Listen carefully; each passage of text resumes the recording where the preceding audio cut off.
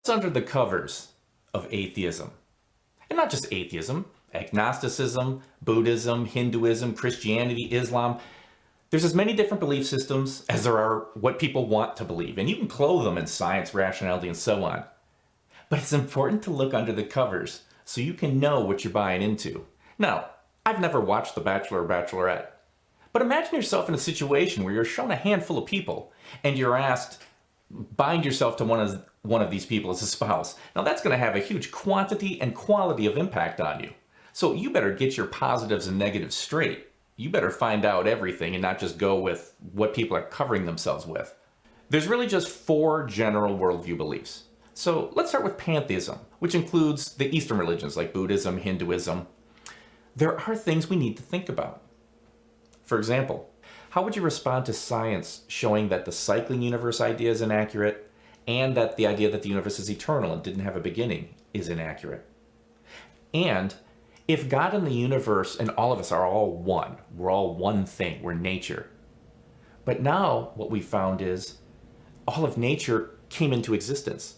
So there has to be something even beyond nature. And the idea that where we're going to end up afterwards, is it nirvana? Well, what science has shown is we're not going to end up in nirvana, we're going to end up in heat death. These are just some of the questions that need to be answered. We need to look at, are there positive supports and what are some negatives? And as far as the 3 major world religions, those are covered also. This site focused on Christianity, so let's look at one that Christians have to come to terms with. Because Christianity claims that God is all-powerful and all-loving, yet I live in a world that has tons of suffering, pain, and evil. So we have to reconcile that. Questions like this, and there's a lot of other ones, are covered in the frequently asked questions section on the website.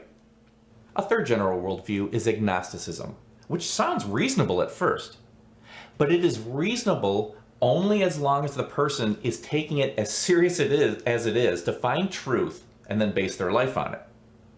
A question for agnosticism comes in its consistency of application. Is it reasonable to permanently straddle the fence in other areas of your life? For example, you don't know for sure if your car's going to carry you safely to the next place or you're going to have some horrible accident. You don't know for certain what career might be best for you. But do you live your life as a permanent driving or career agnostic? Comedian Stephen Wright spells out what's really going on. In his monotone voice, he says, for these type people, their conclusion is just a place where they got tired of thinking. Which means, in this case, agnosticism is really just apatheism. Here's a way to know whether your agnosticism is reasonable or you're just putting your wants and your comfort overall. When you claim that you can't know the truth, how do you know you can't know? Can you give me 5 solid reasons? If you have to take too long thinking about that, that's a problem. And have you looked into the other belief systems, what their positive evidences are? Can you list what they are for some of the different ones? Again, if not, that's telling. If not, you owe it to yourself to keep pursuing a solid foundation for the worldview you stand on. And finally, for the worldview of atheism.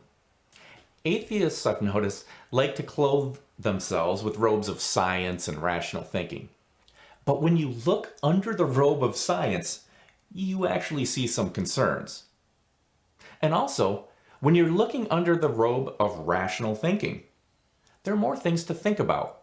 For example, if all we are nature and natural laws, then every single molecule in your brain is entirely controlled by initial conditions and natural laws. Which means you think you have free will, your thoughts, your actions, your emotions, who you love, is all you.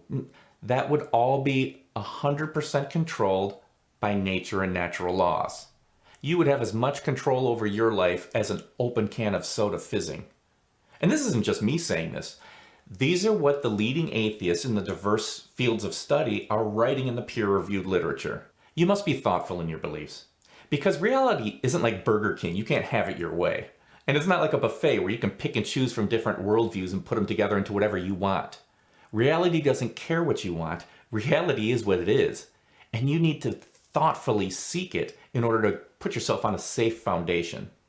The details comparing all the different worldviews and what it would mean for you depending on what worldview you stand on is all covered in the last section of the website, and the link is given below.